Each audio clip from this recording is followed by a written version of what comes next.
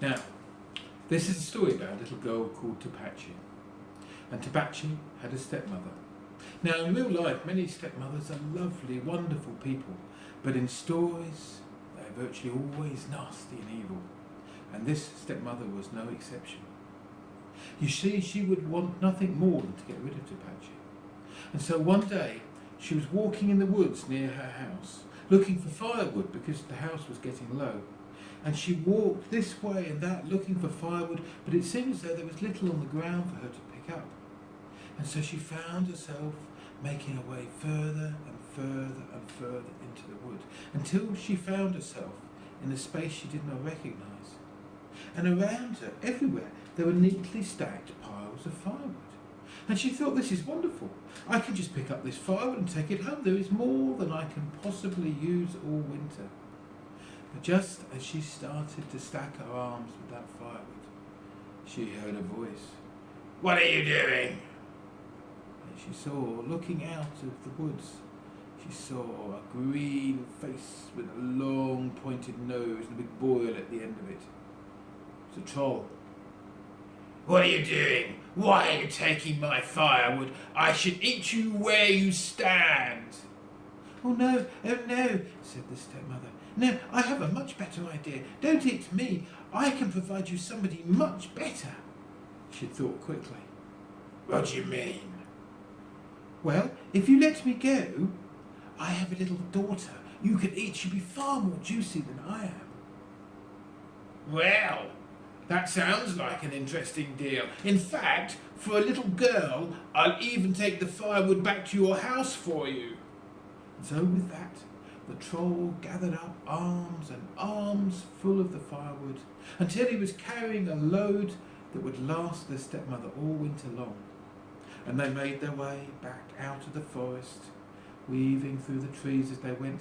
And as they got closer to the edge of the forest, the troll seemed to change. He looked more and more like a nasty old man than he did a troll.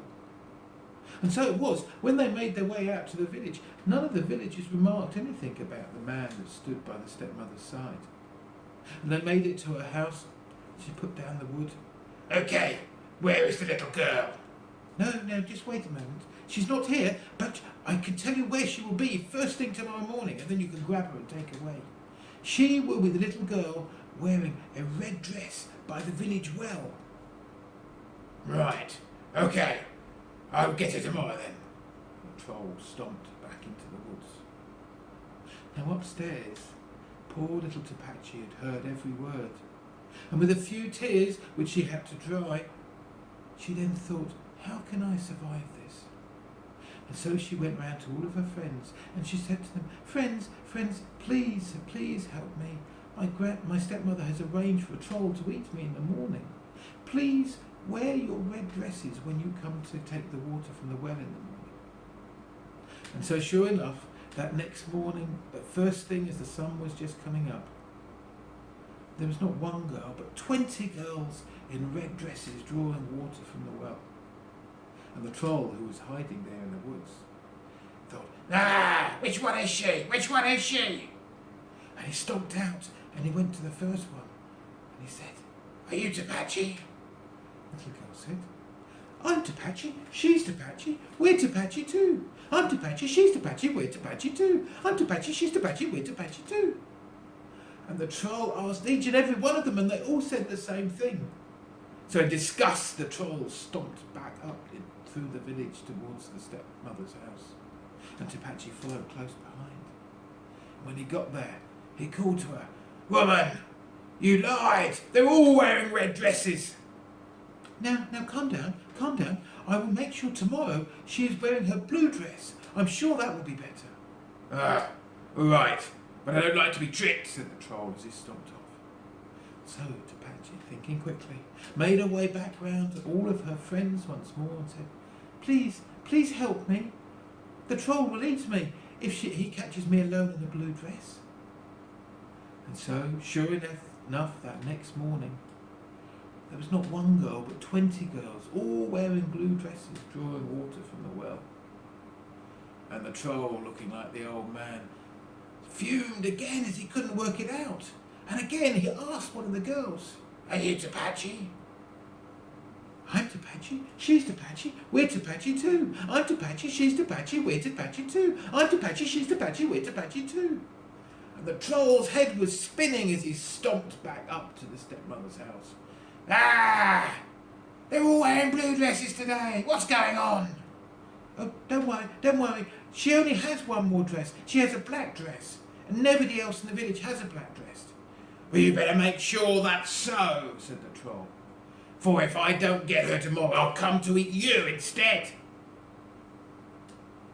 And again Tapache heard. And again Tapache made her way to her friends. Friends, please help me. I know you don't have black dresses, but if I am the only one wearing black, I will be eaten as sure as it is. So the next morning when Tapache went to draw water from the well, there was not one, but 20 girls wearing black dresses. Some had been borrowed from a sister, some were huge and had been borrowed but from parents, some were the blue dresses covered in soot.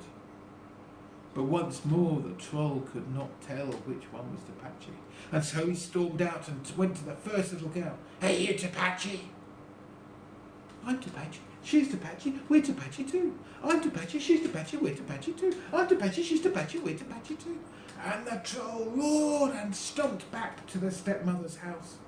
And Tapache tried to follow, but she stumbled over a tree and banged her head, and by the time she stood up from her daze and made her way to her stepmother's house, the door was swinging open and her stepmother was nowhere to be seen.